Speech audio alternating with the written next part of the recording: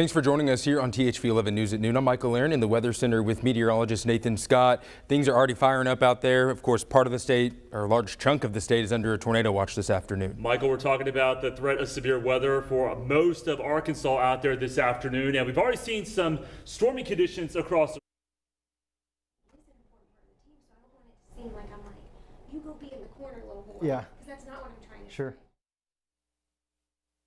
Now, we've got that tornado watch in effect until 5 o'clock for all of the areas in the yellow. That does include most of central Arkansas. Here's the radar right now, and you see all that lightning happening across the region from Clinton, about to move into Little Rock Metro, Arkadelphia, and I'm going to show you the high resolution radar. Yes, we've got some heavy rain, lightning, and thunder. We've got severe thunderstorm warnings in effect for all those counties shaded in the orange, and that includes Van Buren, Conway, parts of Faulkner, Garland County, Saline County, Clark County, and also all these storms are showing the signs of a little bit of rotation. So just be prepared for these storms to continue to intensify as they make their way off to the east. We see the heavy rain moving through Stone County. Also down the line, very heavy rain, could be some small hail, but the main concerns with this line of storms will be damaging wind gusts 60 to 70 miles per hour. So that severe thunderstorm warning just clipping you folks in Conway.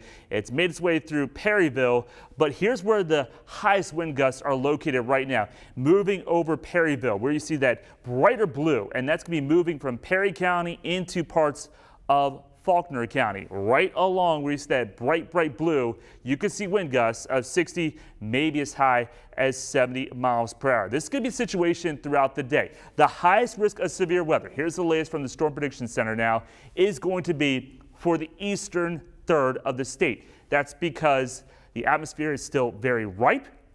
So you really need to pay attention to the weather. Stay weather aware. Searcy, Stuttgart, Pine Bluff, Monticello, because as this line makes its way off to the east, I do expect it to intensify, and we could see supercell thunderstorms, and that means damaging wind gusts, large hail, tornadoes, and also the potential we could see strong tornadoes. I'll have a look at future radar and also break down each threat for each part of the state coming up later. And of course, Nathan will break in anytime there is a tornado warning or a severe weather alert he needs to get across. Already more than 7,000 power outages reported across Arkansas this afternoon.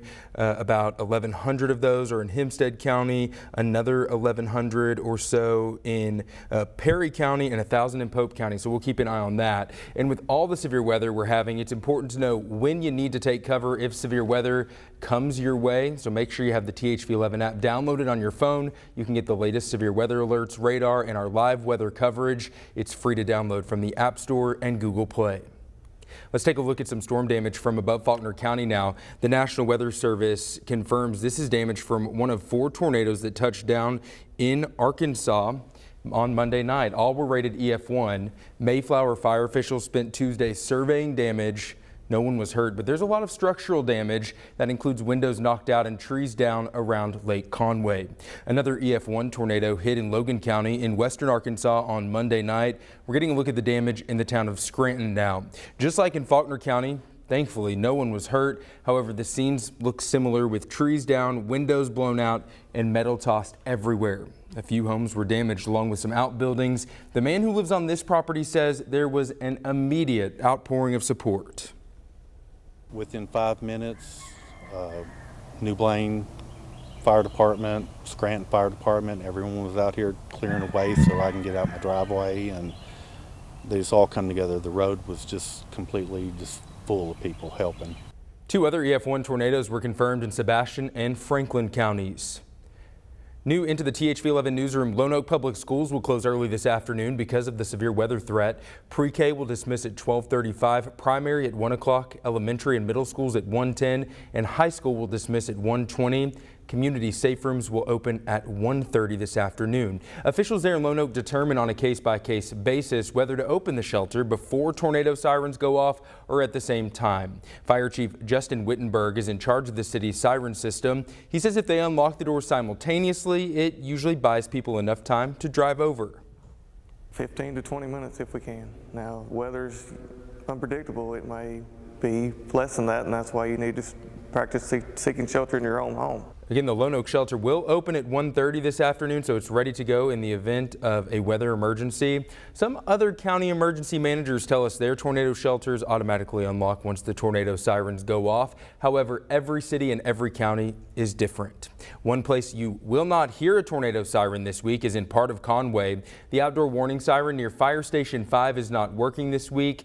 It is located on West Con Lane. People living within the orange circle on your screen need to make sure that they have a way to get those weather warnings until it's fixed. Okay, we want to switch gears now to some developing news out of North Little Rock. Police are looking for a suspect and information after a deadly shooting there. Officers responded to an area on Highway 165 yesterday evening near the Rose City neighborhood. They found a person had been shot at least once and died at the scene. Detectives took one person in to be questioned, and they are continuing interviews this afternoon. Anyone with information can report it anonymously to North Little Rock Police. An investigation is underway after an inmate was found dead at the Pulaski County Jail. Deputies found 38-year-old Jesse Smith of Little Rock unresponsive in his cell on Monday. Paramedics were unable to save him. Smith was being held on an arson charge from last June. The Arkansas man photographed in House Speaker Nancy Pelosi's office during the January 6th Capitol riot is headed for trial. Richard Barnett rejected a plea deal from federal prosecutors yesterday. His attorney says the offer from the Justice Department would have meant about 6 years of jail time. They say the deal wasn't reasonable. Barnett, who is from Gravette, faces several charges related to the riot, including theft. His trial is scheduled to start on September 6th. Ukrainian forces are preparing for a new offensive in eastern Ukraine while investigating potential chemical attacks in Mariupol. Natalie Brand has the latest from the White House.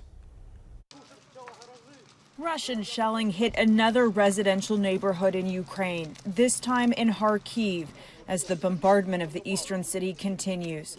Satellite images show new deployments of Russian troops and vehicles near the border as Russia prepares to launch a new offensive on eastern Ukraine. We continue to see is Russia's reprioritization of the east and the south. In the key southern port city of Mariupol, the U.S., Ukraine, and Western allies are investigating reports Russia used chemical weapons. That includes tear gas mixed with chemical agents that would cause stronger symptoms as part of the effort to weaken and incapacitate entrenched Ukrainian fighters and even civilians as part of its campaign to take Mariupol. The mayor of the devastated city says 100,000 people are still awaiting evacuation, with Russian forces surrounding it.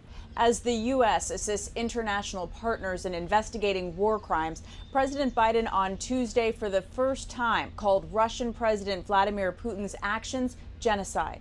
We'll let the lawyers decide internationally whether or not it qualifies, but it sure seems that way to me. Ukraine's President Volodymyr Zelensky, in a tweet praising the comments, said calling things by their names is essential to stand up to evil.